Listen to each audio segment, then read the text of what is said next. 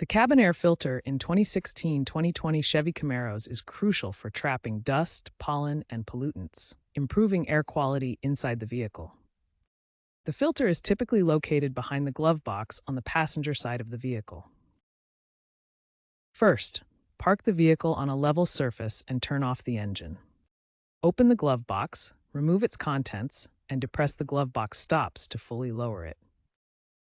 Locate the filter housing cover, secured by clips or screws. Unfasten the cover to access the filter. Pull out the old filter and note the airflow direction indicated by arrows on the filter. This direction is crucial for correct reinstallation. With the old filter removed, insert the new filter into the housing, ensuring it matches the airflow direction noted earlier. Securely reattach the filter housing cover. Close the glove box. Start the vehicle and test the HVAC system for proper airflow. Regular replacement every 15,000 to 25,000 miles or annually prevents reduced cooling heating efficiency and odors. Use OEM or high-quality aftermarket filters to avoid fitment issues.